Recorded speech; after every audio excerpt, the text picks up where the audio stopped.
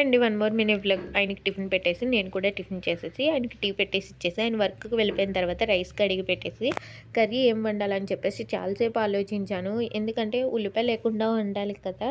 ఆలు meal maker curry వండుదామని చెప్పేసి టమాటాలు అలానే కొన్ని పల్లీలు చిన్న అల్లం ముక్క మిక్సీ జార్లో వేసి మెత్తగా గ్రైండ్ చేసేసుకొని బంగాళదుంప ముక్కల్ని మిల్ మేకర్ని ఒక 50% ఆయిల్లో ఫ్రై చేసుకుని ఒక ప్లేట్లోకి తీసేసుకుని టమాటా పేస్ట్ని కూడా ఆయిల్లో వేసి బాగా ఫ్రై అయిన తర్వాత ఉప్పు కారం పసుపు ధనియాల పొడి వేసుకొని కొంచెంసేపు ఫ్రై చేసుకుని ముందుగా ఫ్రై చేసుకున్న బంగాళదుంప మిల్ మేకర్ ముక్కల్ని కూడా వేసేసి ఆ మసాలా అంతా వాటికి పట్టే విధంగా ఒక 5 నిమిషాలు ఫ్రై చేసుకుని ఆ తర్వాత గ్రేవీకి సరిపడా వాటర్ వేసుకుని ఉడికించుకుంటే కర్రీ టేస్ట్ బాగుంటుంది. కార్తీక మాసంలో నెల రోజులు ఉల్లిపాయ తినకుండా ఉంటారు. వాళ్ళు రోజు ఏం కూరలు వండుకుంటారో కానీ ఉల్లిపాయ లేకుండా కూర వండడం అంటే చాలా కష్టం కదా.